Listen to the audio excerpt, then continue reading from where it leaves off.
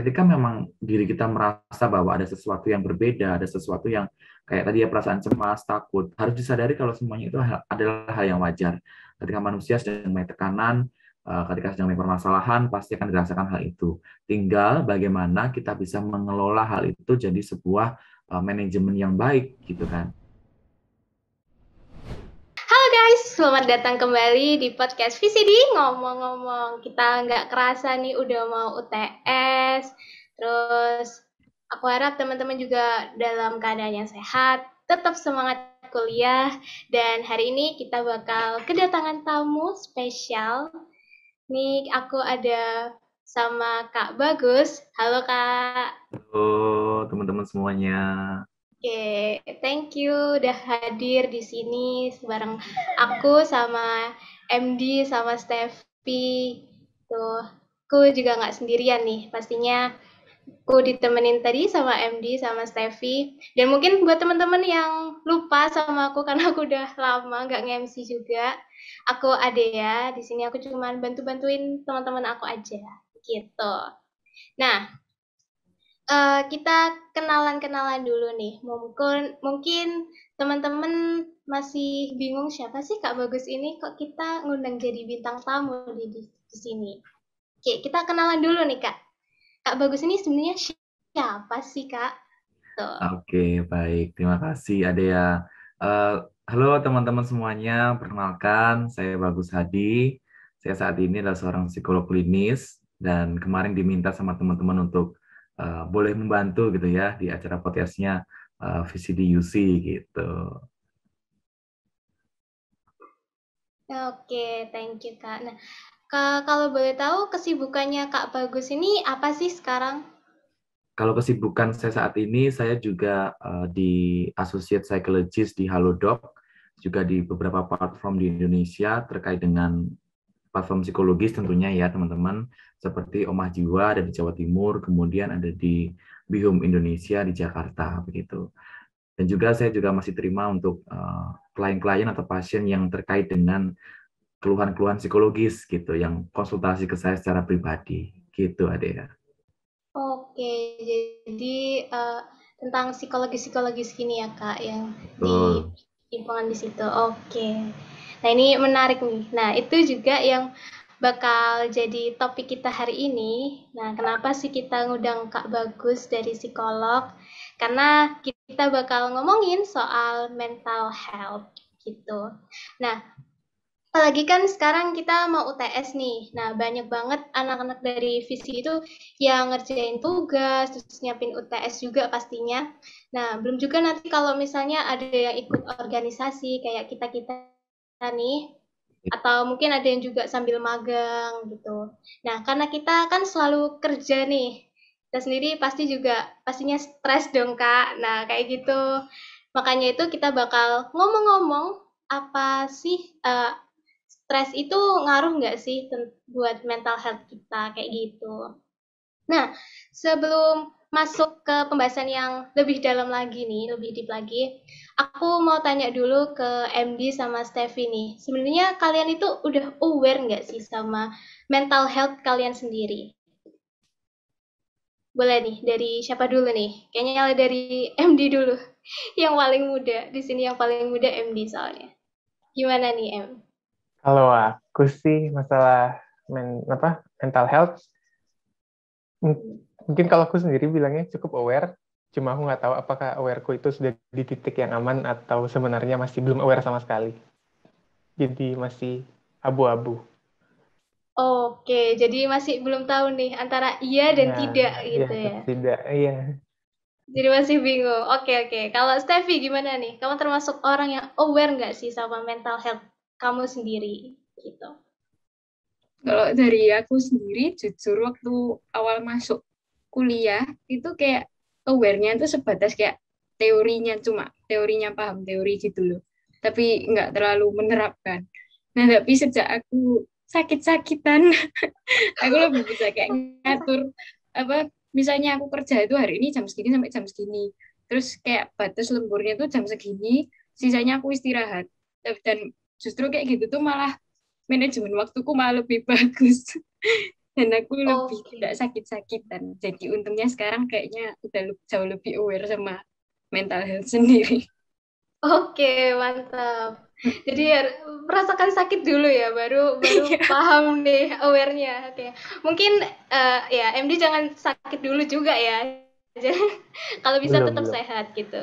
Amin. Jangan belum dong. Oke, nah kalau menurut Kak Bagus nih, penting nggak sih sebenarnya kita aware sama mental health kita sendiri mulai sekarang? Iya, penting dong teman-teman ya, karena kan selain kita tahu adanya sakit fisik, kita juga tahu adanya sakit psikologis gitu kan, gangguan psikologis begitu kan. Karena kalau kita ngomongin masalah mental health akan banyak hal yang mempengaruhi, akan banyak hal juga yang akan apa ya, jadi faktor pemicu. Kemudian nanti kadang benar kata teman-teman tadi ada MD, ada Stefani yang bilang kalau kadang aku masih nggak aware nih, kadang aku masih separuh-separuh aware-nya gitu kan. Terus kemudian kalau misalnya nggak aware, apa dong nanti yang dampak yang diakibatkan dari ketidakawarean itu gitu kan. Banyak dampaknya, misalnya apalagi kalau kita sedang kuliah begini ya, akan banyak hal mungkin yang jadi terganggu, tugas-tugas juga jadi terbengkalai nggak kita kerjain. Karena kan kalau terkait dengan stres, kemudian juga tingkat apa sih namanya um, hal-hal yang terkait dengan mental health ketika kita ada di dunia perkuliahan pastinya juga berkaitan dengan mood. Bagaimana mood ini juga bisa pengaruhi teman-teman ketika nanti kerjain tugas, berorganisasi, kemudian juga mau UTS, ujian, segala macam gitu kan. Makanya kenapa penting karena mental health ini juga merupakan salah satu faktor penting di dalam tubuh kita yang harus kita manage gitu untuk kita bisa lebih produktif, untuk kita bisa lebih adaptif dalam nanti menghadapi setiap kehidupan gitu kan. Oke. Jadi emang penting ya Kak buat kita tuh paham mental health awareness kita sendiri Betul. mulai sedari dini gitu. Iya. Jangan sampai kayak Steffi itu ya, udah sakit dulu baru paham nih. Jadi kalau Iya, bisa bener. pahamnya sedini mungkin biar mencegah gak sakit-sakit gitu. Betul sekali. Oke, Apalagi tadi menarik. Kak Bagus kan juga ada bilang kalau mental health itu mempengaruhi mood, dan mood itu pasti mempengaruhi di pekerjaan kita Betul. sebagai mahasiswa ya. Nah, ini aku pengen cerita sedikit, Kak. Boleh. Kan aku di angkatan visip ini angkatan 2019, dan kita itu angkatan terakhir yang ngalamin kuliah offline sebelum kita masuk ke kuliah online. Sampai sekarang sudah mau hybrid. Nah, itu kayak kita tuh ngalamin banget transisinya dari kuliah offline yang kalau kita misalnya bingung atau belum di ACC apa itu kita galaunya tuh galau sama-sama, sedih bersama. Terus nanti kalau sedih-sedih tiba-tiba nanti turun ke bawah mencari makan. Terus juga kalau bingung ada dosennya kan langsung kita bisa ngomong sama dosennya. Kalau misalnya dosennya lagi Waduh. sekarang online itu kan kita harus full lewat sosial media ya, jadi lewat Zoom, lewat Line, lewat WA, dan itu kayak kadang tuh jadi banyak miskom atau kita kayak sulit. Apalagi kadang tuh dosen itu kan banyak yang ngechat, jadi kita tuh slow res banget sama kita, kayak lebih lebih lama dari ngechat gebetan gitu loh Kak. Ya itu. Nah itu Iya, kan iya, iya, iya. stresnya jadinya semakin kumulatif kan, kayak aduh ini belum di ACC, aduh ini belum dibales, aduh ini masih gini masih gitu. Terus ditambah lagi kita juga pastinya jauh lebih nggak bisa keluar-keluar. Itu kan pasti stresnya semakin berlipat-lipat bagi mahasiswa. Nah, untuk ngatasi kayak gitu dan membantu mempertahankan kesehatan mental kita di masa pandemi gini gimana ya, Kak? Oke, ya. Ini pertanyaan yang bagus ya, karena banyak dialami sama teman-teman juga di luar, karena kan transisi antara dari offline ke online ini cukup susah untuk diadaptasi gitu kan. Yang pertama yang harus dilakukan adalah memang kita harus mencoba untuk membiasakan diri. Sudah sekitar hampir setahun lebih ya, bahkan hampir 2 tahun ya, ini untuk kita mulai transisi dari mulai yang kita dulunya ketemu langsung, kemudian harus tiba-tiba semuanya dengan sistem daring begitu kan. Ini juga cukup susah untuk teman-teman yang punya kemampuan adaptasi yang tidak terlalu cepat begitu. Akhirnya apa yang terjadi ketika kita merasa bahwa bingung ketika tubuh dan pikiran ini jadi nggak sinkron gitu kan. Ya itu tadi, akhirnya kita merasa jadi seperti cemas berlebihan, kemudian gelisah, takut, karena kan mungkin tubuh dan juga kebiasaan ini belum bisa terkoneksi secara lebih baik gitu kan. Karena kan dulu sistemnya bagaimana, sekarang sistemnya bagaimana. Nah, ini juga yang mempengaruhi gitu. Akhirnya dampaknya juga kembali ke mood gitu kan, kembali ke perasaan, suasana hati gitu kan. Kalau misalnya tidak sesuai dengan apa yang kita inginkan ataupun mungkin ada trouble apa segala macam, kita akan merasa jauh lebih lebih bingung, lebih gelisah gitu kan. Kalau tadi kata Stefani benar, kalau misalnya kemarin kalau bingung belum ACC segala macam langsung tuh temuin dosennya. Kalau sekarang harus tunggu waktu dulu, belum lagi ngechat lama nggak dibales, belum lagi nanti birokrasi di kampus seperti apa gitu kan. Nah ini yang memang harus ada pembiasaan, harus ada apa namanya pelan-pelan mulai untuk kita biasakan. Seharusnya sudah idealnya gitu ya, idealnya dimulai dari setahun sampai hampir 2 tahun ini kita sudah mulai mampu untuk membiasakan diri terhadap sistem yang baru gitu kan. Nah, yang harus dilakukan lagi oleh setiap kita memang kita harus mampu nih untuk sebagai mahasiswa gitu kan. Sebagai anak-anak muda kita harus mampu beradaptasi dengan dunia yang dinamis gitu kan. Kita nggak pernah perkirakan semua ini akan terjadi, tapi kan kita bisa handle diri kita untuk mulai mengadaptasi, untuk beradaptasi gitu kan terkait dengan keadaan ini gitu kan. Yang utama juga memang adanya support system nih dari teman-teman. Karena kalau kita sendiri, kita nggak akan bisa gitu. Kalau mungkin kita biasanya bersama, bareng-bareng, diskusi segala macam, terus dilakukan gitu. Untuk sharing sama grup gitu kan, ya walaupun hanya terkait dari Zoom gitu kan, nggak bisa ketemu secara langsung, tapi adanya support system ini boleh jadi bantuan kita untuk lebih apa ya, lebih tenang gitu ketika nanti ada teman sepenanggungan gitu kan, akhirnya kita sharing nih nanti, oh ternyata gini gini gini, oh iya aku juga gini gini gini, nah akhirnya kita punya satu tempat untuk bisa sharing gitu kan.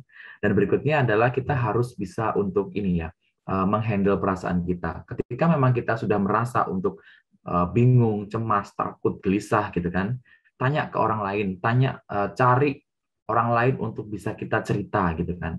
Jangan sampai dipendam sendiri, karena nanti kalau dipendam sendiri malah takutnya semakin banyak beban, semakin banyak yang dipendam kan semakin banyak yang di apa namanya dipendam, di banyak beban dan juga makin banyak hal yang terasa berat gitu kan. Akhirnya kita juga merasa kayak semakin nggak baik gitu kan, udah moodnya nggak enak, banyak beban, banyak tanggungan, belum lagi tugas-tugasnya banyak, mau ujian gitu kan. Itu tadi cari support system, kemudian kita cerita ke orang lain terkait perasaan kita, terkait perasaan yang sedang kita rasakan gitu. Oke, ini menarik banget sih. Jadi aku juga sempat flashback juga nih Kak, waktu masih offline itu kan kalau misalnya kita belum di ACC nih ada teman sampai kadang itu ada yang nangis gitu. Ya, ya. Udah nggak apa-apa, kita makan dulu gitu. Iya. Nah, terus kalau misalnya yang mungkin anak yang 20 sama 21 yang angkatan-angkatan baru ini kan, apalagi mereka juga belum ketemu secara langsung nih Kak. Jadi masih belum ngerti nih, aduh kira-kira mungkin siapa ya yang bisa aku jadiin tempat curhat gitu. gitu. Ya, Karena mungkin emang bondingannya nggak sekuat orang yang ketemu langsung juga kan. betul. Jadi sebenarnya memang kitanya juga harus membiasain ya di kala perubahan seperti ini. Mungkin kita nggak bisa ketemu langsung, bisa nih kita cari support system, kita nge-zoom bareng, mungkin kayak gini gitu ya, kita cerita-cerita, mungkin bisa nangis online gitu kali ya, mungkin sambil nugas bareng gitu. Iya, yang penting jangan sampai kita menarik. merasa sendiri ya. Nanti kalau kita ngerasa sendiri malah semakin tertekan, semakin berat dan takutnya juga pengaruh ke kesehatan mental kita gitu ada ya. Oke, menarik nih. Aku juga setuju. Aduh, merasa sendiri itu tidak enak. Iya, itu benar. dia.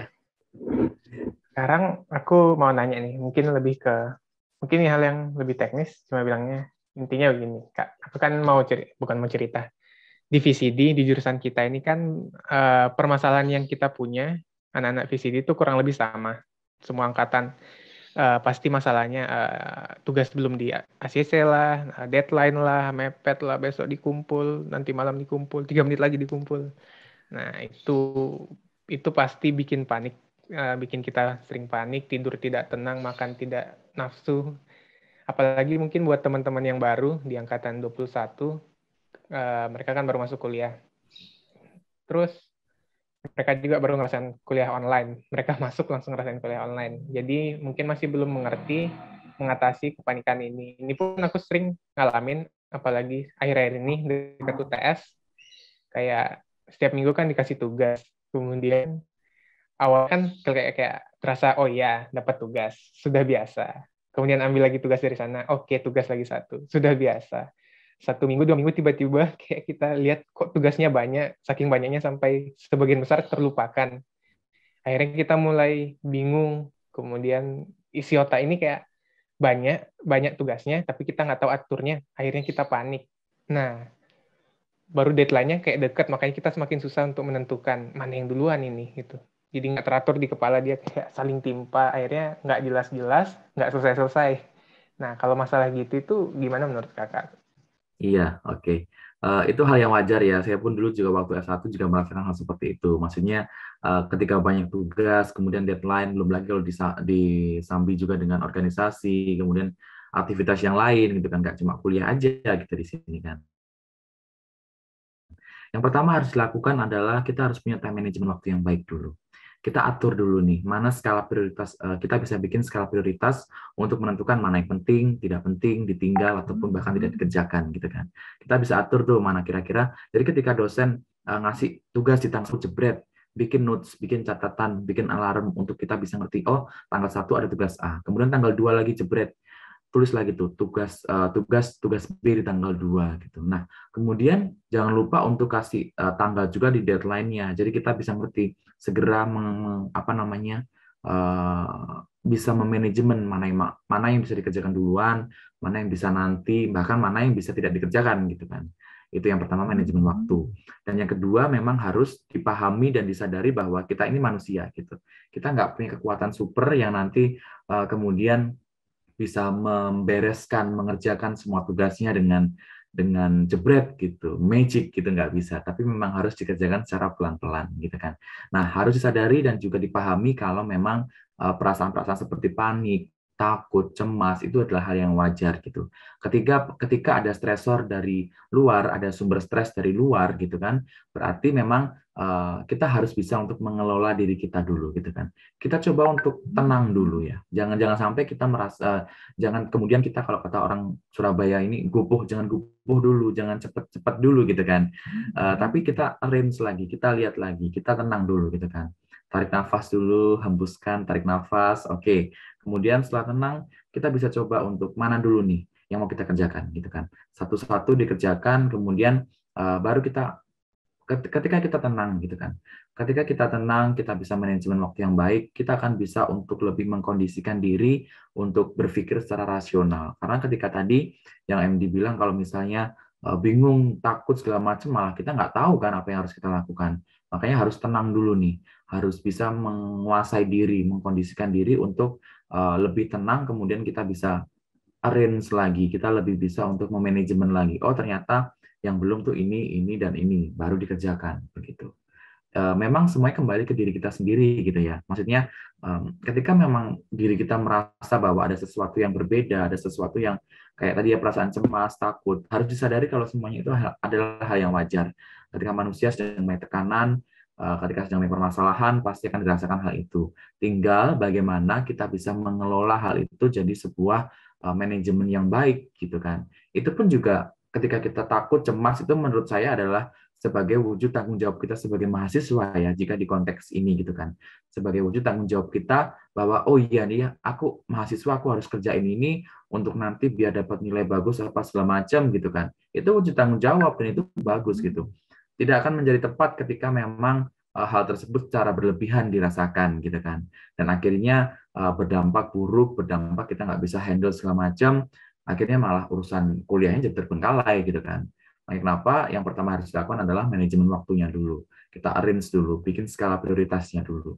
Kemudian kita baru kondisikan untuk diri kita gitu kan. Kondisikan kita untuk lebih bisa tenang, kemudian setelah tenang baru kita bisa berpikir secara rasional, berpikir secara sistematis kayak gitu. Yang ketiga lagi-lagi cari support system. Biar kita bisa sharing lagi sama teman-teman. Gimana tugasmu yang ini, gimana tugasmu yang ini, gimana gitu kan. Paling tidak karena dengan bercerita ke orang lain, apapun yang dirasakan gitu kan. Kalau misalnya berat, kalau misalnya sedang banyak tekanan, dengan bercerita itu akan membantu kita untuk mengeluarkan emosi-emosi negatif gitu kan, yang tadi cemas apa segala macam. Ketika kita bercerita secara tidak langsung, secara mungkin kita tidak sadar, kita bisa mengeluarkan emosi-emosi negatif sehingga kita merasa lebih lega, tidak menghilangkan tapi merasa lebih lega. Dampaknya ketika kita merasa lebih lega, kita akan merasa lebih bisa untuk mengatur diri kita dan juga memanajemen tugas-tugas kita gitu teman-teman.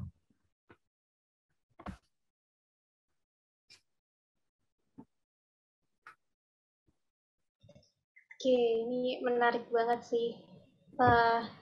Soalnya ya tadi ya mungkin poinnya itu kita nggak bisa menghilangkan perasaan itu gitu, tapi yang penting Betul, betul. kita melegakan diri sendiri gitu. Betul. Karena yang penting kalau lega kan ibaratnya udah legowo gitu kan Kak, udah nggak ada beban di kepala gitu yang Iya, seenggaknya jadiin nanti kerjaan-kerjaan lain tuh jadi eh, makin berantakan gitu. betul. Karena kan ini juga prosesnya panjang ya, nggak hanya yang setahun 2 tahun ya teman-teman kuliah kan, tapi kan sampai 4 tahun nanti kan. Nah ini proses ini yang harus memang di manajemen dan juga dikenali, dirasakan ketika sudah muncul perasaan-perasaan atau mungkin hal-hal yang mengganggu nih di aku gitu kan. Kita harus aware dan juga oh apa nih berarti kalau misalnya aku merasa seperti ini aku harus ngapain, aku harus gimana gitu kan. Karena ini prosesnya panjang. Kalau misalnya tidak bisa dikondisikan 4 tahun bahkan 3 tahun 4 tahun ini ya akan lebih berdampak buruk gitu kan, kasihan ke teman-temannya juga gitu. Langsung botak ya 4 tahun. Bener. Enggak lah, yang botak penting nggak semua. botak lah, cuma agak stres aja gitu. Bener-bener Gitu. jangan sampai kita botak pas lulus. Jangan. Iya, iya. Iya. Ini Kak, tadi kan Kakak bilang kayak memang manajemen waktu itu sangat penting karena itu juga berdampak pada manajemen emosinya kita kan. Betul. Nah, ini mungkin buat yang angkatan 2020, 2021, bahkan angkatan kita, ini masih kayak bingung transisi kan yang dari SMA mungkin misalnya itu masih kebiasaan kerja itu dikebut sistem kebut semalam kayak gitu. Malam Lah ya. terus begitu kuliah kita harus memanage supaya ini tugas misalnya ada 5 tugas selesai dalam 1 minggu. Itu kan mungkin kayak masih bingung. Terus belum lagi ada yang ikut organisasi, kepanitiaan. Nah, itu dalam memanage waktunya itu gimana yang bagus supaya kayak me time, liburan apa ini kita juga dapat. Karena kita kan kalau kita cuma fokus di nugas aja itu kan juga nggak baik buat kesehatan Betul. mental sama fisik kita bahkan. Betul. Nah, tapi kalau dengan load yang seperti itu gimana yang idealnya untuk kita ngatur waktu yang baik supaya tetap bisa ada me time dan memanage tugas-tugas ini dengan baik. Iya. Yang pertama harus dilakukan adalah kita harus sadari dulu nih teman-teman. Karena sadari dulu memang kalau kita bicara masalah tadi anak-anak baru tadi ya, teman-teman baru yang dari SMA kemudian langsung masuk ke masa kuliah gitu kan. Kita harus sadari bahwa kondisi kita sudah berbeda dengan masa SMA dulu. Kondisi kita sudah berbeda dengan beberapa tahun yang lalu gitu kan, termasuk perpindahan dari offline ke online gitu kan. Kita harus sadari bahwa semuanya memang akan berbeda, bahwa tugas perkembangan kita sudah mulai berubah nih dari mulai masa SMA ke masa yang lebih tinggi gitu kan, ke masa kuliah gitu kan. Disadari dulu bahwa menjadi seorang mahasiswa itu tidak hanya nanti kita bisa happy-happy, kemudian nanti kita bisa wisuda, tapi jalan menuju proses wisuda itu kan juga tidak mudah gitu kan. Akan banyak rintangan yang dilalui gitu. Ini kenapa kok kayaknya sedikit sensitif ya dengan kata wisuda. Ya teman-teman, pelan-pelan aja, dinikmati aja prosesnya gitu ya. Nah, harus disadari memang keadaannya berbeda dengan yang sebelumnya gitu. Kita harus mulai untuk bisa berpikir gitu kan, menyiapkan oh nanti ketika nanti aku kuliah akan prosesnya seperti ini, begini, begini, begini. Dengan sharing ilmu, dengan baca-baca artikel bahwa kuliah pasti akan tugasnya banyak gitu. Itu harus disadari dulu, kemudian dirasakan, kemudian dipahami dan diterima.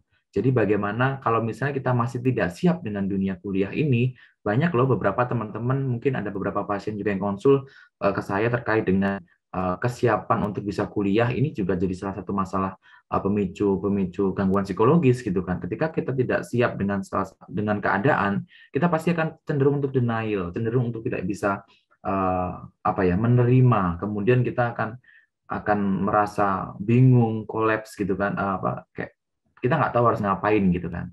Nah akhirnya yang terjadi adalah malah semua terbengkalai, kuliahnya nggak lanjut, apa segala macam gitu. Hal-hal seperti ini memang harus kita kondisikan dulu di awal, bahwa disadari, kemudian dirasakan, diterima, baru kita akan mengerti.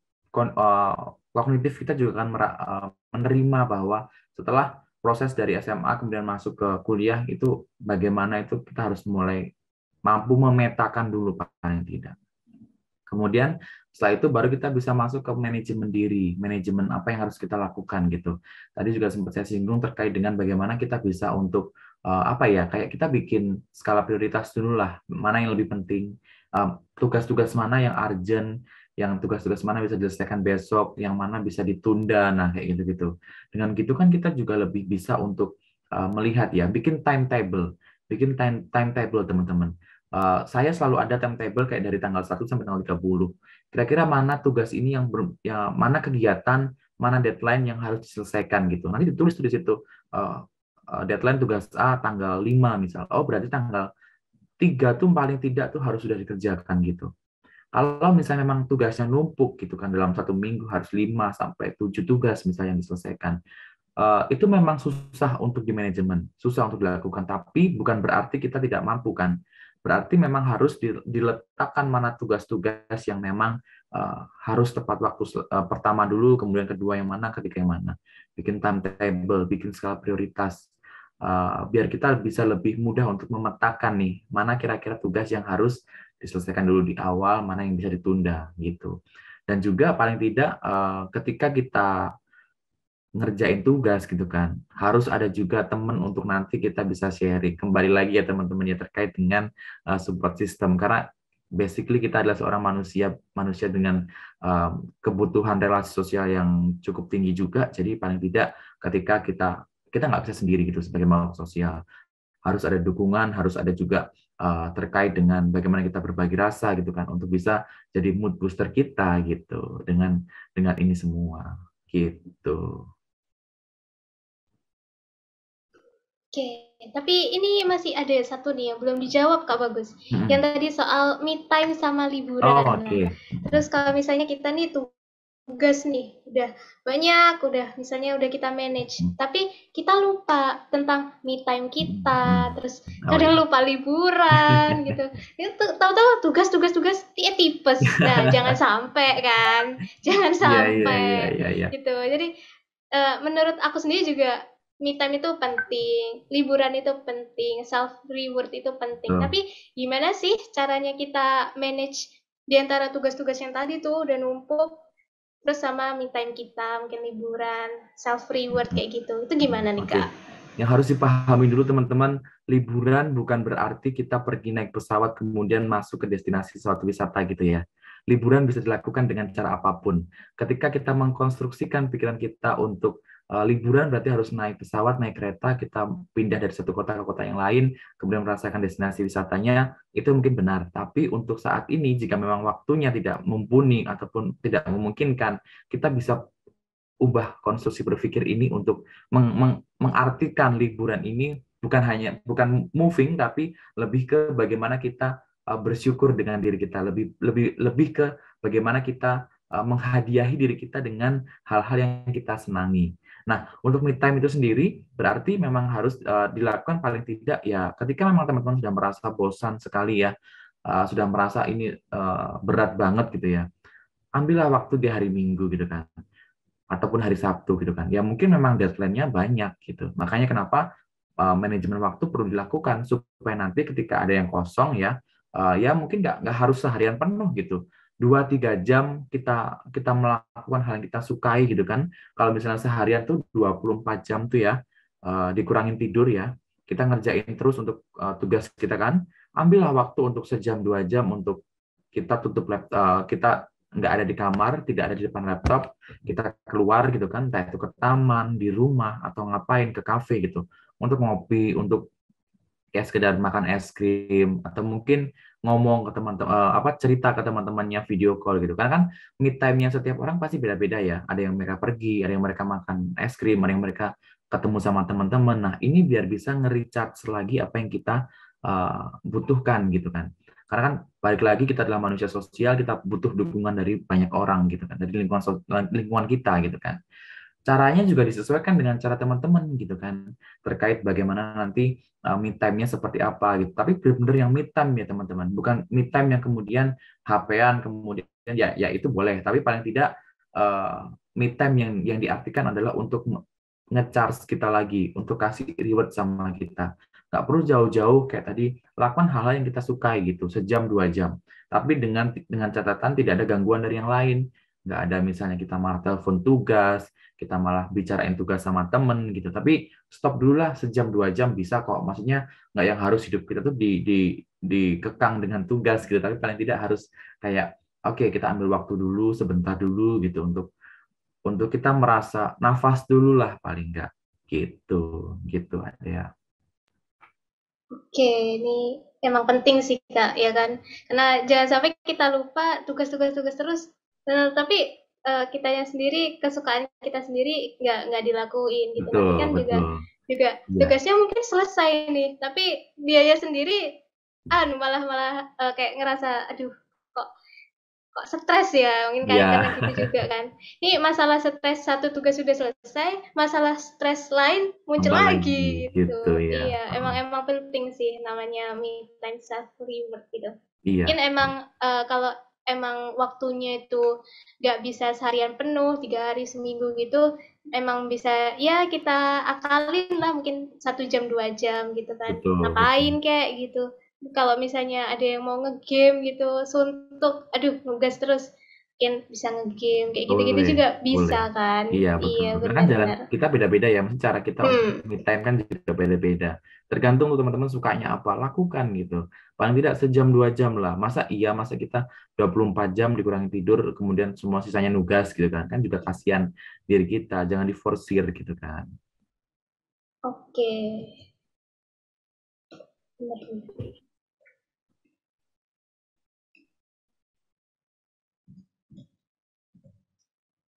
Tuh, ini ya, ngomongin soal stres juga nih, Kak. Aku mau tanya dulu nih ke MD sama Steffi nih. Stres terbesar kalian tuh apa sih selama kuliah semester 5? Kalau MD semester 3 nih. Bisa nggak sih? Bisa nih kalian share tipis-tipis lah. Mungkin sekalian konsul juga sama Kak Bagus. Dan buat teman-teman yang mungkin nonton, kalian juga bisa drop di kolom komentar stres terbesar kalian itu apa gitu.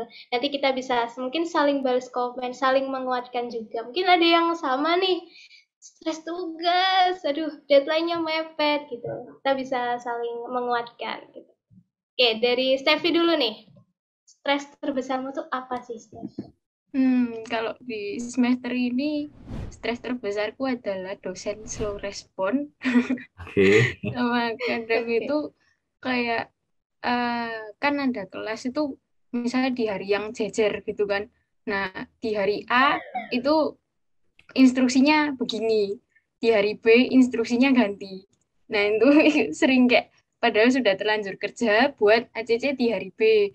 Terus ternyata hari B jeder instruksi baru. Itu kayak itu yang bikin stres banget. Kayak soalnya harus mendadak harus kerja lagi di hari yang waktunya itu pendek. Apalagi dosennya cukup slow respon, jadinya semakin pendek lagi waktunya. Jadi kayak kadang itu juga ngechat di hari Senin dibalas Rabu, Rabu dibalas Jumat, Jumat dibalas Minggu, Senin harus dikumpul. Itu.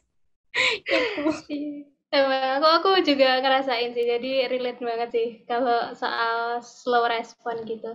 Oke, kita keep dulu nih soalnya Steffi. Kalau MD nih, stres terbesarmu selama 3 semester kuliah apa, MD? 3 semester kuliah.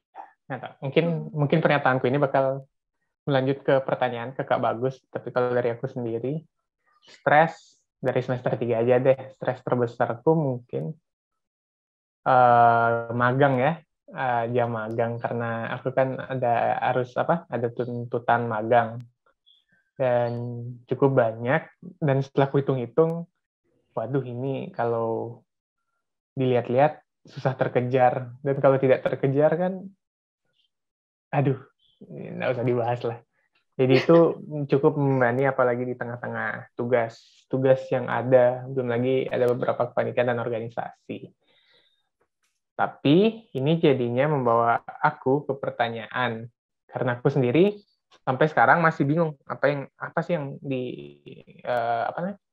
kategorikan stres, apa yang bisa aku hitung sebagai stres. Apakah aku sudah stres atau belum ternyata, atau sebenarnya aku merasa belum tapi ternyata udah stres. Jadi aku mau nanya ke Kak Bagus, kalau menurut Kak Bagus, stres yang, kita pakai kata stres aja, stres yang paling membahagiakan, paling membahayakan buat mahasiswa itu kayak gimana sih? Ini aku kan sering baca stres itu banyak jenis, aku nggak tahu apa aja, dan kayak gimana aja.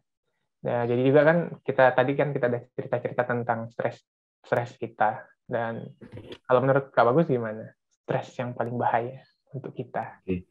Jadi kita harus tahu dulu nih ya teman-teman ya, maksudnya sejauh mana satu hal ini bisa jadi sangat menekan kita, sejauh mana ini bisa dikategorikan sebagai sebuah hal yang perlu ditangani gitu kan.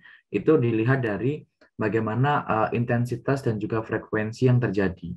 Apakah memang ini sudah sering dirasakan gitu kan, hampir setiap hari mungkin dirasakan perasaan yang nggak enak, perasaan tidak nyaman, cemas, gelisah, apa segala macam gitu kan. Itu indikasi yang pertama. Kemudian yang kedua adalah apakah ini sampai mengganggu hampir keseluruhan kehidupan kita. Misalnya memang ketika kita merasakan tadi ya, terkait dengan cemas, takut, gelisah, apakah ini sampai ganggu juga kita ke aktivitas lain gitu. Akhirnya kita jadi kayak merasa nggak dalam keadaan yang tidak baik gitu kan. Ya, akhirnya malah mengganggu produktivitas, mengganggu kuliah, mengganggu segala macam gitu. Termasuk juga mengganggu pola tidur, mengganggu pola makan gitu kan. Jadi Steffi atau siapa tadi sempat ngomong gitu ya. Nah, itu yang kita harus waspadai dan juga kita harus perhatikan sebagai apa namanya indikasi awal gitu. Untuk kita bisa ngerti, oh ketika memang perasaan stres, perasaan yang nggak enak ini muncul dengan intensitas dan frekuensi yang cukup tinggi, ini harus diwaspadai. Kemudian ini sampai ganggu nggak ke aktivitas kita. Misalnya sampai mengurangi produktivitas, kita jadi kita jadi lebih aktivitas lain tuh nggak ke handle gitu, pengaruh juga ke pola tidur, ke pola makan gitu. Kalau sudah sampai seperti itu, berarti kita sudah harus mulai untuk mengambil langkah lain lagi, mengambil langkah lebih lanjut untuk ke profesional, entah itu nanti konsultasi ke psikolog atau mungkin ke psikiater begitu kan. Tapi paling tidak hal-hal itu yang harus diketahui, dirasakan sebagai indikasi awal gitu. Kemudian kalau terkait dengan stres bagaimana yang membahayakan, sebenarnya setiap gangguan ataupun juga hal-hal yang dirasakan ini bisa keadaan menekan apapun lah itu. Keadaan menekan apapun, kemudian ketika kita dapat banyak masalah, kemudian dirasa berat gitu kan. Itu bisa untuk memicu ke gangguan psikologis, misalnya kecemasan atau anxiety gitu kan. Atau bahkan bisa juga memicu ke depresi gitu kan. Makanya kenapa hal-hal ini penting untuk bisa di-aware di awal, harus dirasakan di awal, sehingga nanti nggak tiba-tiba karena kita nggak ngerasain, kita kurang informasi dan kita nggak tahu ini apa, akhirnya tiba-tiba datang ke psikolog atau psikiater dengan keadaan sudah sangat ini ya, telat banget gitu ya. Nah ini yang harus diantisipasi juga gitu MD. Oke, Paling tidak ya paling tidak kita paham dulu kan, kita ngerti dulu dengan stres itu seperti apa, kemudian apa yang harus sejauh mana kita tahu kita harus butuh bantuan psikolog atau psikiater gitu. Jadi emang beda-beda juga kan ya Kak, stresnya membahayakan untuk orang lain. Mungkin stres yang membahayakan buat MD itu emang beda Bu, stres yang membahayakan buat Steffi gitu. Mungkin MD tadi kan bilang dia bermasalah sama jam magang gitu. Mungkin Steffi nggak relate nih karena dia nggak magang gitu. Dia cuma dia ngerasainnya, aduh dosenku slow respon nih, yang mungkin juga nggak dirasain di MD gitu. Iya. Oke, jadi emang solusinya itu emang beda-beda ya, nggak ada solusi satu yang pakem gitu buat kita bisa bilang menilai kalau stres kita itu membahayakan. gitu. Betul, betul. Jadi paling tidak tingkat stres yang membahayakan untuk setiap individu juga berbeda ya, karena memang konten dari tekan itu sendiri juga berbeda gitu. Makanya kenapa ketika nanti kita tahu sumber stresnya, stresor mana yang sudah mulai untuk pengaruh ke diri kita, kita bisa analisis gitu. Kira-kira apa ya? Oh, ternyata dosen ini yang slow respon. Apa yang harus dilakukan? Berarti coba untuk koordinasi, atau coba untuk tanya yang lain, ketua kelasnya bagaimana, apakah ini. Nah, itu yang harus dilakukan gitu kan. Kalau misalnya MD tadi harus magang segala macam dengan tekanan, oh berarti memang apa yang harus dilakukan kayak berarti coba lagi untuk manajemen, coba lagi untuk kayak koordinasi mungkin dengan pihak-pihak terkait, apakah proses magang ini bagaimana segala macam kayak gitu. Kontennya pun juga berbeda ya, disesuaikan dengan dirinya sendiri juga, proses yang terjadi juga gitu. Mungkin aku mau motong dikit, maaf. Boleh. Aku jadi penasaran. Aku mau nanya ke Kak Bagus, ada nggak sih orang yang nggak sadar kalau dia stres? Ada. Menarik. Ada yang Kak? Ada yang nggak sadar dia stres gitu kan. Nggak usah stres, kadang di toxic relationship pun mereka juga nggak sadar kalau itu toxic gitu kan. Sama aja sih sebenarnya. Atau mungkin ada kayak kita kalau saya contohkan mungkin masalah fisik gitu.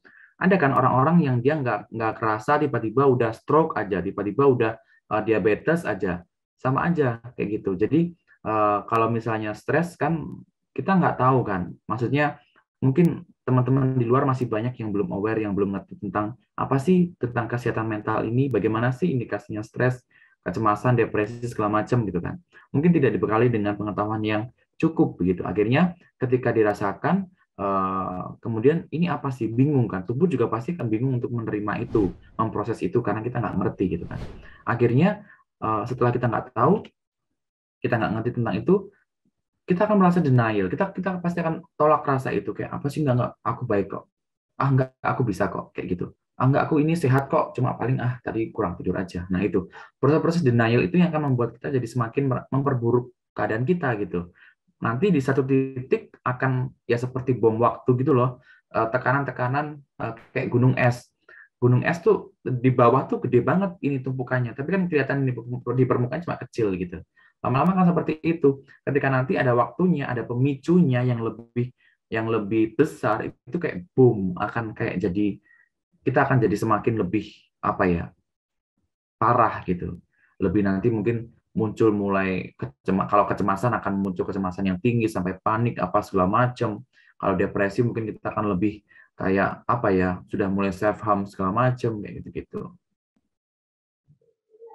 Emang bahaya sih. Jadi ya balik lagi kayak yang tadi kita omongin di awal-awal, emang penting banget kita tuh aware sama mental health kita sendiri. Jangan sampai self harm, sampai ya tadi kayak kita nggak sadar kalau kita mungkin toxic ke fisik kita sendiri, toxic ke relationship-nya kita.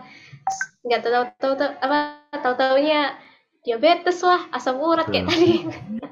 Nggak sadar tapi harus diingat juga ya Dea, maksudnya kita ngasih reward ke diri kita ngasih self love ke diri kita, selain untuk mengantisipasi terkait dengan kesehatan mental ini, jangan dijadikan ini sebagai sebuah kompromi gitu kan, untuk kita jadi malas-malesan, untuk kita jadi alasan, enggak, aku mau self reward dulu nih, aku mau self love dulu nih buat kita, tapi ternyata ini kedoknya hanyalah untuk menunda tugas, prokrastinasi, menunda apa yang kita lakukan. Nah, itu jangan sampai seperti itu. Bukan sebagai kompromi dengan diri sendiri ya, tapi ini memang benar harus dilakukan secara tepat gitu. Iya. Ini soalnya juga iya sih, bisa juga kan self reward berkedok biar kita ya malas-malasan aja gitu. Mungkin ibaratnya malah lari gitu dari tanggung jawab, dari segala-galanya gitu. Iya, yang penting aku harus senang dulu. Tapi ya ingat juga gitu, kita kan juga punya tanggung jawab, punya kerjaan gitu. Jangan sampai gitu. Oke. Menarik Kak. Aku pengen tanya nih Kak, penasaran. Boleh. Kan masih agak nyambung sama punyanya MD yang tadi mungkin ada orang yang nggak sadar kalau dia stres. Terus kan Kakak juga bilang kayak orang tuh mungkin bisa denial sama keadaan kesehatan mental sama fisiknya dia. Nah itu apakah ada pengaruhnya dari orang Indonesia? Itu kan banyak yang beranggapan kalau orang punya masalah kesehatan mental atau nggak berani ke psikolog tuh soalnya kurang doa, kurang dekat dengan Tuhan gitu kan. Nah, terus itu gimana supaya kita bisa juga pelan-pelan mengubah pandangan masyarakat kalau kesehatan mental itu bukan karena kurang dekat sama Tuhan kayak gitu. Iya, iya. Banyak Steph kayak gitu ya. Jadi orang-orang di lingkungan kita yang masih merasa menganggap bahwa misalnya skizofrenia itu yang pasien-pasien yang di rumah sakit jiwa itu disebabkan karena memang dimasuki roh halus, kemudian ketempelan jin, apa segala macam gitu. Padahal itu bisa kita buktikan secara medis gitu kan. Bukan dari hal yang seperti itu. Nah, kemudian juga terkait banyak banget tuh tadi Steph yang bilang kalau misalnya pasien-pasien di Halodoc bilang kalau misalnya saya kurang doa, saya kurang sholat, saya kurang dekat dengan Tuhan gitu. Banyak banget yang kayak gitu. Nah, itu yang harus kita pelan-pelan untuk mulai apa ya? Benarkan ke masyarakat. Karena kan gini ya, kita hidup di lingkungan seperti ini dengan masyarakat yang di Indonesia seperti ini tidak akan mudah untuk merubah satu konstruksi sosial dengan terkait dengan bagaimana mereka berpikir gitu kan, apalagi jika orang-orang yang menganggap seperti itu adalah orang-orang yang mungkin sudah berusia lanjut gitu kan, sudah hidup dengan segala hal yang dia rasakan gitu kan. Jadi memang harus pelan-pelan untuk paling tidak kita bisa memberikan pengertian ke diri sendiri kalau memang itu bukan seperti itu, hal itu jadi bukan karena itu, tapi memang ada prosesnya, memang bisa dibuktikan secara medis gitu kan, bisa diperiksa dan ada obatnya begitu misalnya seperti itu. Dan juga untuk misalnya untuk kita ngomong ke orang-orang, kita nggak perlu jadi agen perubahan dalam bentuk skala besar, kita lakukan dulu aja untuk diri kita, untuk orang-orang di sekitar kita jelasin kalau memang hal-hal seperti ini bukan karena segala macam yang kita bilang tadi, tapi memang karena adanya gangguan secara psikologis kesehatan yang bisa diteliti gitu. Yang harus dilakukan ya memang pelan-pelan lah untuk kita mulai untuk memberikan informasi yang tepat untuk orang lain, untuk teman-teman kita di media sosial juga gitu kan. Karena orang sekarang juga pasti kaitannya dengan media sosial, mereka pasti akan buka Instagram, buka media elektronik begitu kan untuk melihat, untuk baca informasi juga gitu. Dan ini prosesnya juga nggak akan cepat karena masyarakat kita memang masih hidup, harus diakui memang masih hidup dengan pola berpikir yang beberapa diantaranya juga cukup konvensional gitu kan. Makanya untuk mengubah satu kebiasaan yang sudah lama dilakukan di masyarakat kita itu nggak mudah gitu. Iya, itu emang relate banget sih Kak, karena pastinya kita juga sering kan orang kalau kena punya kesehatan mental yang terganggu tuh, oh berarti dia orang gila gitu. Ini, betul, oh betul. jangan orang ODGJ, aduh takut Ya, maaf ODGJ. salah. Sampai kita disomasi. Termasuk ODGJ gitu kan. Padahal kan ya enggak juga gitu. Namanya kesehatan mental emang itu isu yang nyata, memang ada penelitiannya, itu memang bisa dibuktikan secara klinis gitu. Betul, Kalau misalnya betul. memang kita merasa sakit secara mental, ya harusnya kita mendapatkan pertolongan ke psikolog atau psikiater gitu kan Kak. Betul, itu. Oke, menarik. Ya. Betul. Jadi memang kalau kita sudah punya mental illness, ke psikolog, jangan ke dukun. Ya. Jangan sampai. Iya benar. Nanti dukunnya pasti ngomong, wah ini karena diikutin roh ini, karena ada yang bikin guna-guna apa segala macam gitu. Di kepalanya lagi ada didudukin. Iya. Aduh. Kita nggak bisa pungkiri itu gitu loh. Tapi memang itu ada di lingkungan kita gitu. Tapi tidak selalu hal tersebut bisa terjadi karena itu kita bisa buktikan secara medis gitu. Iya, tapi jadi gini Kak. Tapi kita kan mahasiswa VCD, banyak yang sebagai mahasiswa kita banyak yang belum kerja, mungkin ada tapi tidak semua, banyak yang punya uang pas-pasan, uangnya keluar banyak untuk beli kertas, beli alat gambar, ngeprint, obat mah gitu. Jadi keuangan kita bisa dibilang cukup terbatas lah. Tapi gimana kalau kita mau ke psikolog tapi nggak punya uang? Ada nggak alternatif yang mungkin lebih ramah di kantong kita yang sering beli obat mah ini? Karena kalau misalnya ada mahasiswa, sama-sama stres, kemudian mau psikolog tapi nggak ada uang, jadi nanti malah tambah stres mereka. Gitu. 2 orang stres berkumpul, bingung mencari jawaban, akhirnya tambah stres. Nah, gimana itu Kak? Iya. sekarang juga platform-platform psikologi juga banyak yang sudah kayak membuka sesi konsultasi gratis gitu ya. Banyak juga psikolog-psikolog juga yang bisa untuk kita approach dengan mungkin bisa dimintain tolong untuk kita bisa konsultasi begitu kan, untuk bisa lebih apa ya, paling tidak kita bisa cerita ke orang lain. Kalaupun mungkin nggak ketemu psikolog yang bisa diajak untuk bercerita, mungkin kita bisa ke platform-platform psikologi di Instagram. Banyak kok mereka yang sudah membuka kayak peer counseling, kemudian juga ada psikolognya di situ, yang itu free dan juga cuma-cuma gitu kan. Itu bisa jadikan satu pilihan gitu kan. Atau mungkin nanti cari di kampus kalau ada fakultas psikologinya, coba untuk sharing sama teman-teman, kira-kira teman-teman di sana gitu kan. Kira-kira apa sih, ada nggak sih kayak sejenis peer counselor gitu kan, atau mungkin konseling-konseling yang ramah di kantong gitu. Dan itu bisa cukup membantu gitu kan, paling tidak ketika memang tidak ada psikolognya, kita bisa sharing, kita bisa beri apa namanya, kita bisa diberikan saran, masukan, atau paling tidak dukungan lah, paling tidak itu akan kita juga bisa merasa lebih baik gitu. Oke, jadi lebih ke memanfaatkan apa namanya sarana-sarana yang ada ya Kak. Ya, jadi mungkin emang di IG mungkin ada yang gratis. Kenapa nggak dicoba gitu? Ya. Mungkin Tapi ya. ada. Tapi sekarang pun juga kayak misalnya di aplikasi-aplikasi seperti Halodoc, yang lain itu juga sudah mulai untuk ramah di kantong gitu. Ada yang 30 sampai 50 ribu range-nya sudah bisa konsul ke psikolog gitu. Oke, berarti emang sudah ada lah ya platform yang bisa diraih mahasiswa buat konseling. Betul, sekarang sudah jauh lebih ramah. Betul. Oke, berarti kita sebagai mahasiswa ada nih platformnya guys. Kalau misalnya mau konsul, tenang. iya.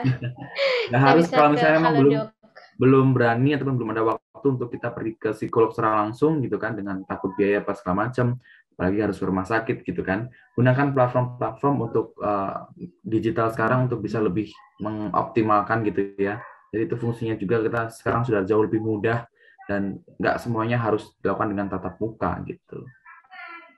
Iya, udah nggak kayak dulu ya. Dulu soalnya kalau mau psikolog kita mikir, aduh harus depan hari, harus siapin mental, macam gitu kan. Iya. Jadi kan tadi kita udah bahas gini Kak, masalah-masalah yang terkait masalah-masalah mahasiswa terkait perkuliahannya. Iya. Namun sekarang ada satu aspek lagi yang biasanya mengganggu, agak sopan katanya mengganggu, tapi kadang mempengaruhi kegiatan mahasiswa di lingkungan perkuliahan, yaitu keluarga. Apalagi di kuliah online ini, kan otomatis rata-rata kita di rumah kegiatan kuliahnya. Dan mungkin bagi beberapa orang di luar sana, keluarganya bisa dibilang kayak kurang kondusif.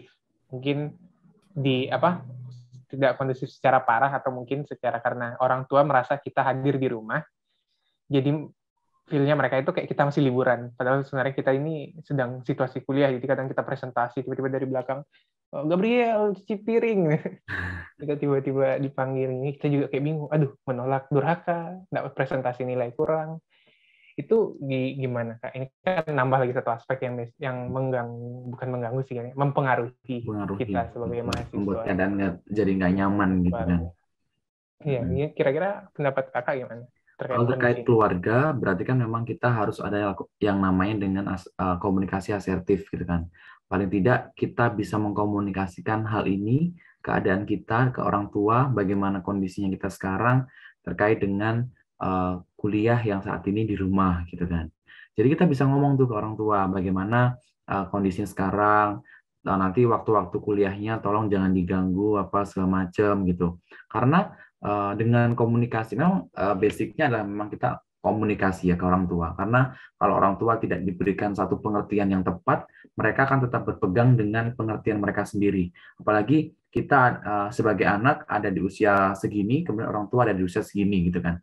Akan ada gap yang terlalu jauh antara kita dan orang tua. Sehingga ketika kita tidak mengungkapkan apa yang kita mau, apa yang kita rasakan, orang tua akan jarang sekali untuk bisa mengerti kita. Kecuali memang mereka mampu untuk approach ke kita lebih dulu gitu kan. Mungkin karena adanya gap yang cukup jauh, atau mungkin orang tua kita yang sibuk gitu kan, mereka nggak ngerti kondisi kita. Makanya kita harus lebih asertif duluan gitu, untuk ngomong duluan, untuk lebih menjelaskan sebenarnya bagaimana sih keadaan kita saat ini gitu. orang tua pasti akan ngerti gitu. Kalaupun memang masih terjadi hal seperti itu ya berarti memang harus ada tindak lanjut berikutnya gitu. Maksudnya ngomong juga ke, kalau mama yang kayak gitu ngomong ke papa, ayo apa bantuin buat aku bisa ngomong ke mama gini gini gini itu. Itu sih lebih ke pola komunikasi sebenarnya kalau dalam keluarga ya. Karena nggak mungkin kita minta tolong ke orang kemudian untuk ngomong ke mama gimana sih gini gini gini, kecuali memang sudah terlalu complicated gitu, harus ada orang ketiga untuk mediasi. Tapi kalau ketika terkait dengan yang disampaikan MD tadi ya, menurut saya sih memang dengan pola komunikasi yang asertif yang itu bisa membuat kita jadi semakin lebih mengkomunikasikan, melancarkan apa ya, kayak meluruskan apa yang sebenarnya kita mau ke orang tua gitu. Oke, ini emang penting sih Kak, karena kan apalagi kan kita masih online kan. Mungkin kalau misalnya bulan depan juga baru hybrid, jadi kita mungkin bisa dibilang masih kuliahnya masih mayoritas di rumah gitu, di lingkungan keluarga, di lingkungan rumah. Yang menurutku sendiri juga lingkungan rumah itu apa ya, bukan lingkungan yang pas untuk kita melakukan kegiatan kuliah gitu. Memang tidak mendukung gitu kayak kan, karena memang bukan ranahnya gitu. Jadi emang perlu kan kita itu ngomong ke orang tua, ngomong ke orang rumah bahwa kita punya kesibukan ini, kita punya masalah ini gitu ke orang rumah. Jadi kita minta tolong, mungkin bisa nggak sih dikasih waktu dari jam segini, mungkin tolong jangan diganggu gitu. Jadi kalau misalnya udah selesai mungkin kita bisa bantu orang tua kayak gitu kan. Tapi kalau misalnya memang udah complicated kayak kata Kak Bagus tadi, baru memang butuhnya mediasi orang ketiga gitu ya Kak. Betul, untuk nanti masuk lebih kayak menjembatani kan apa sih sebenarnya yang dipingin orang tua, apa yang dipingin anak, sehingga bisa bertemu titik temu di tengah. Bukan akhir ke kanan sendiri, ke kiri sendiri dengan pengertian mereka masing-masing, tapi lebih untuk ke bagaimana kita bisa menemukan satu titik temu yang pas gitu. Oke.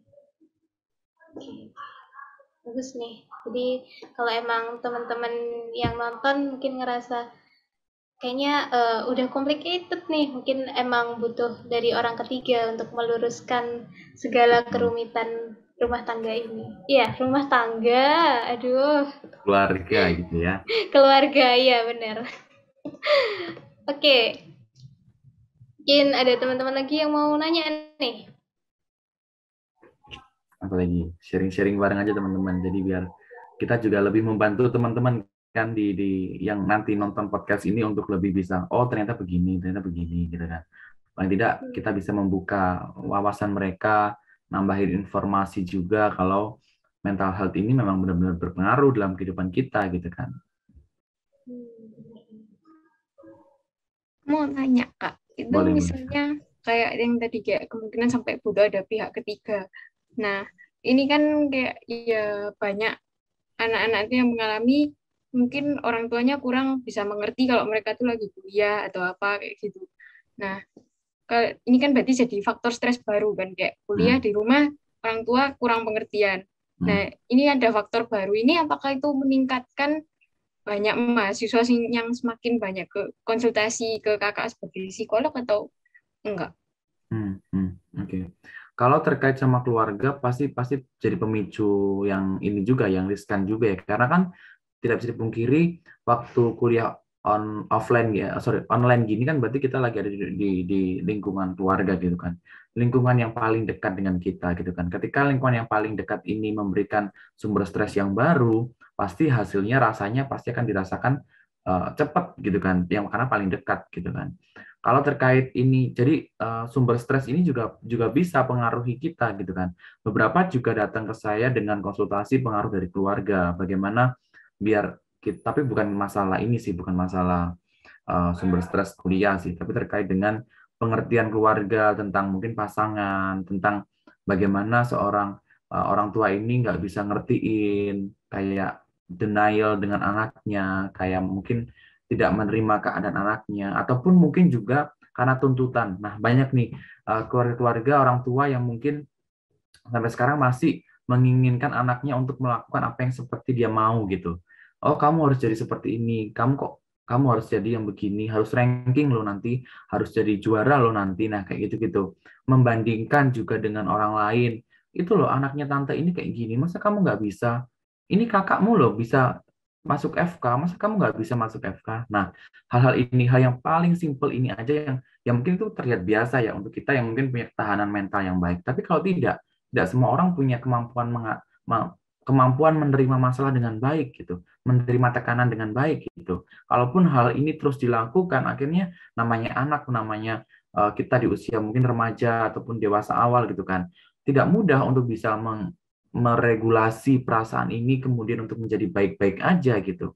Ini yang juga harus dipahami oleh orang tua gitu ya. Karena ya nggak harus semua jadi dokter anak-anakmu ini, nggak harus semua jadi polisi, nggak harus semua jadi presiden gitu kan. Jadi paling tidak memahamilah anaknya mau seperti apa, maunya apa, dikomunikasikan. Kalau misalnya orang tua tidak setuju untuk anaknya masuk ke teknik, jadi komunikasikan. Kenapa nggak setujunya, kenapa nggak pasnya di mana gitu kan. Supaya orang tua sama anak ini punya titik temu gitu ya. Akhirnya, oh ya udah nggak apa-apa gitu loh. Karena ketika tekanan ini terus terjadi ke anak, juga kasihan anaknya. Kasihan mereka yang harus hidup dengan perbandingan, selalu dibandingkan, harus hidup dengan maunya mama papa, bukan mauku sendiri gitu kan. Kita merasa nggak bebas. Akhirnya muncul tekanan-tekanan yang bisa memicu, bahkan bisa ke arah depresi kayak gitu. Oke, ini iya sih, benar aku juga mungkin mengalami, masih mungkin ya. Tanya kayak dibanding-bandingnya mungkin nggak sama keluarga, mungkin sama temen gitu. Itu loh, kuliahnya FK gitu. Kamu kuliah cuman gambar doang lah.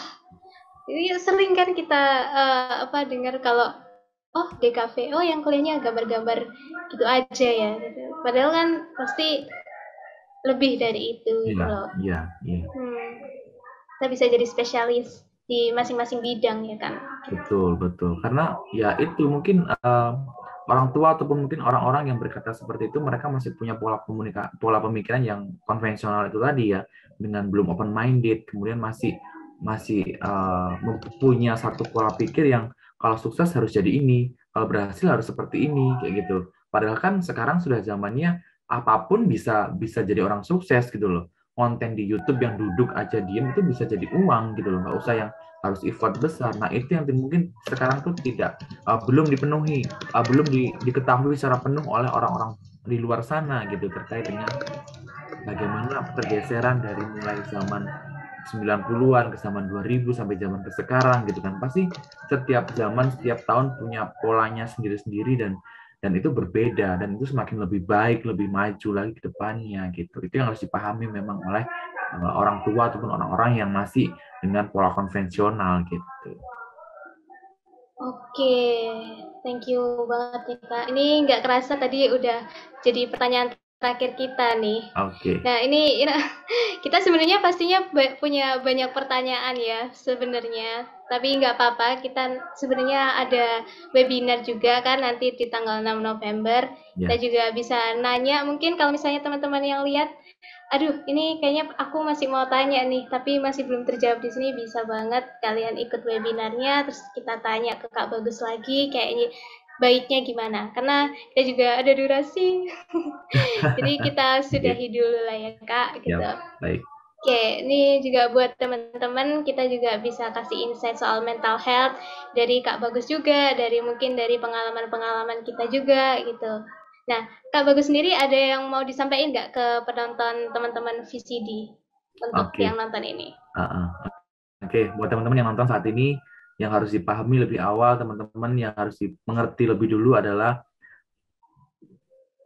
kita boleh melakukan banyak hal gitu. Kita boleh sibuk dengan diri kita boleh bermimpi dengan segala hal. Tapi yang harus diingat adalah, yang terpenting adalah bagaimana diri kita bisa merasa bahagia. Definisi bahagia untuk setiap orang itu berbeda. Karena dengan bahagia, kita akan mampu untuk melakukan setiap pekerjaan, setiap tuntutan, setiap apapun yang dijalani dalam kehidupan itu secara lebih baik, secara lebih enteng. Efeknya apa ketika kita bahagia? Semuanya akan terasa lebih baik gitu kan. Semua akan terasa lebih nyaman dilakukan. Jadi apapun yang dilakukan, apapun yang saat ini sedang teman-teman rasakan gitu, coba take time dulu untuk ambil waktu bisa merefleksi diri dulu untuk lebih melihat aku ini sebenarnya kurangnya seperti apa yang aku butuhkan sebenarnya. Apakah dengan kuliah yang jadwalnya tag ini akan jadi seperti menyenangkan aku atau tidak. Nah, itu yang harus dilihat dulu. Yang penting intinya adalah teman-teman harus bahagia, teman-teman harus senang dengan apa yang dilakukan, baru nanti itu dampak ke depannya pasti akan lebih baik. Gitu, teman-teman. Oke, mantap. Keren-keren, Kak. Oke, thank you banget loh, Kak Bagus, sudah jadi pembicara. Siap, Kita dengan senang hati. tanyain di podcast ini. Thank you banget. Tuh. Buat teman-teman MC juga, MD, Steffi, thank you banget juga udah menjadi MC kali ini bersama Kak Bagus.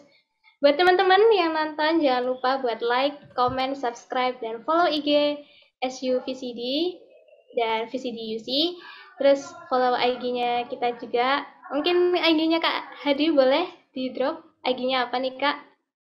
Oh, boleh. ID Instagram ya. Oh ya, Bagus Super, S-nya 1 ya. Bagus Super. Nah, boleh nih teman-teman, nanti boleh kita sharing-sharing bareng gitu ya. Oke, thank you Kak. Oke, buat teman-teman jangan lupa untuk mungkin kalian punya cerita tentang mental health, bisa banget drop di kolom komentar. Kita juga bisa saling menguatkan. Mungkin kalian yang udah stres, aduh gimana nih, kita bisa saling nguatin di kolom komentar itu nanti. Apalagi bentar lagi UTS. Jangan lupa bahagia, kayak kata Kak Bagus tadi. And see you di podcast VCD ngomong-ngomong selanjutnya. Dadah!